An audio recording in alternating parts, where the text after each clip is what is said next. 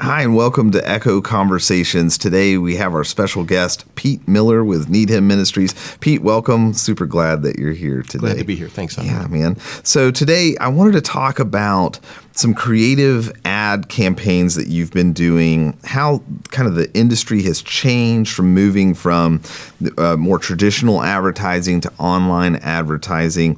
And I think we may even show some examples here a little bit today. So tell us kind of walk us through some changes that have happened since you've been with NeedHim of just how you're doing advertising. Yeah, I think if we just look at the way people consume information, we see dramatic changes in the last decade.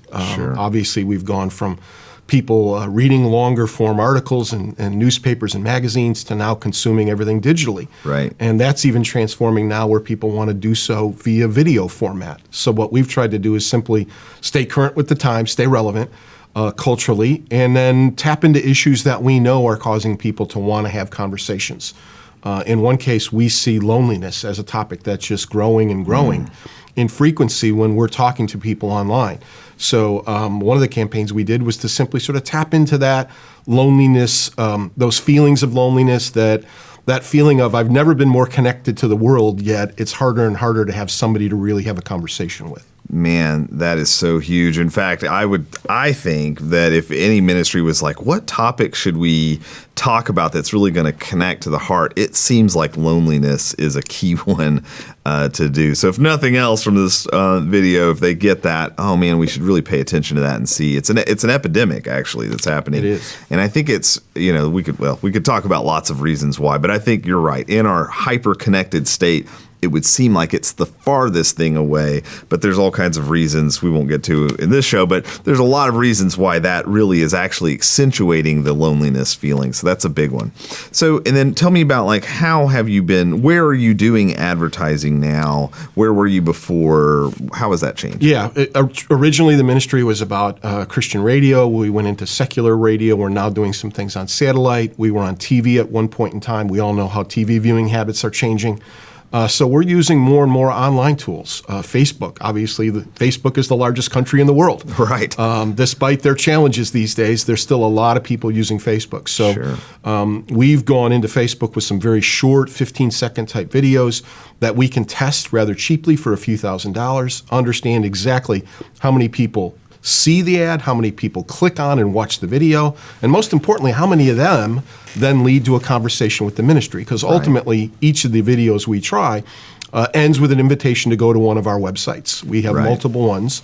And what we're trying to do is not only get them to think about the question, but ultimately come and talk to us about it. Yeah, it's really cool. And I think we have a couple of example videos we want to show. So do you want to set this first one up? I think the first one is it's about loneliness, and it ends with an invitation to go to Chat About Jesus, one of our websites. And it's probably pretty self-explanatory. Great. Well, let's roll that and take a look. It seems like in a world where everyone has 1,000 friends, we can't stop feeling alone. We keep thinking these people are going to save us, but we're scared of what happens if they don't. Visit Chat About Jesus today and talk to someone. Unpack that a little bit for us. Yeah, so really just tapping into young people. You can see through the expressions on their face, they don't know where to turn. They're not able to connect as easily as the technology might suggest they could. And many of them want to have a conversation, not just about the fact that maybe it's not as easy to connect with others as they thought, but there's a lot more going on in their lives. Right. It's one thing to send a text message to someone and say, hey, what's going on? It's another to really open up your heart and talk about the things that are challenging you. Totally. And you did that was short, right? It was like 15 seconds. Yeah, that's really awesome. Why 15 seconds? We just think attention spans are decreasing, unfortunately. We see a difference. We used to do 60 seconds. We went down to 30. We don't think there's a magic formula necessarily and a number you have to stick to.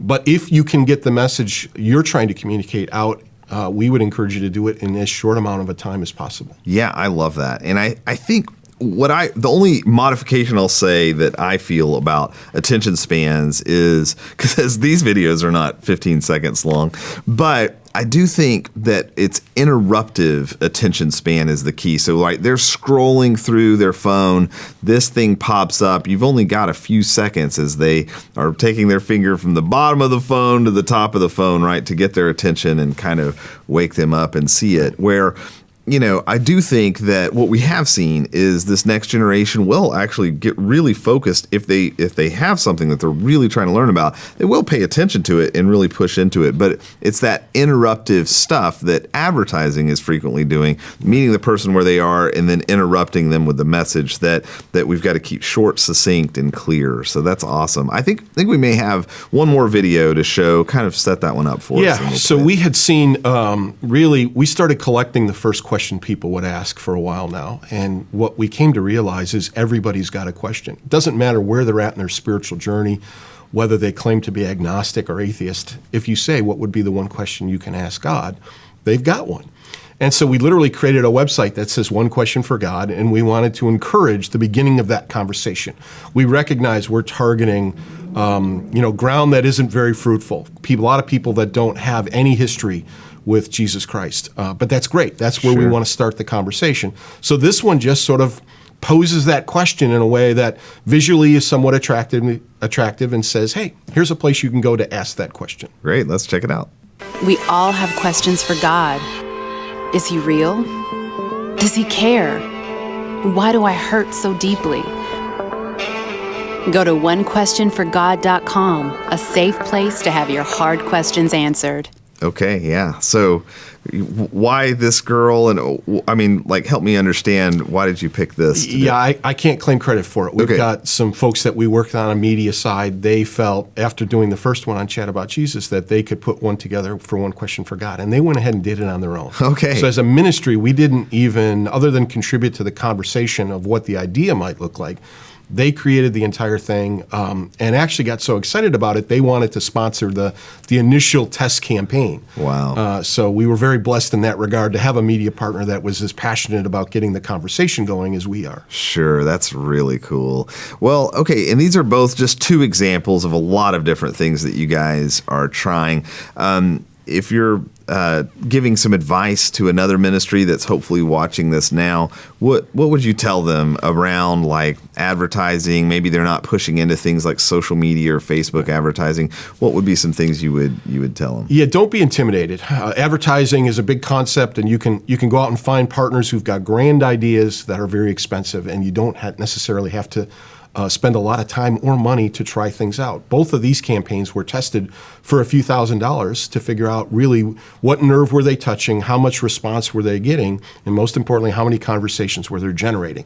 And then we could pour more money and more investment into them as we understood what was happening. But you can try things like this for a few $1,000s and get some really detailed information from the partner you're using to run the actual campaign. I love that. I love testing things out, trying them, getting the data back before you really push into it. Because it's not just, was it successful? It's really did people see it? But it's really about, did they interact? Did they come to the site? Did we see a spike in traffic?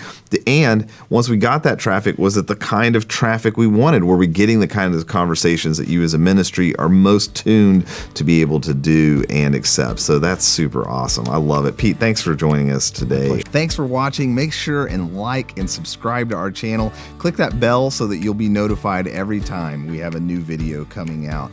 And I wanted to make you aware that we have some incredibly awesome resources totally free for you, whether you are or are not an Echo customer. Just go to echoglobal.org/resources and you can look at all of them totally free. echoglobal.org/resources.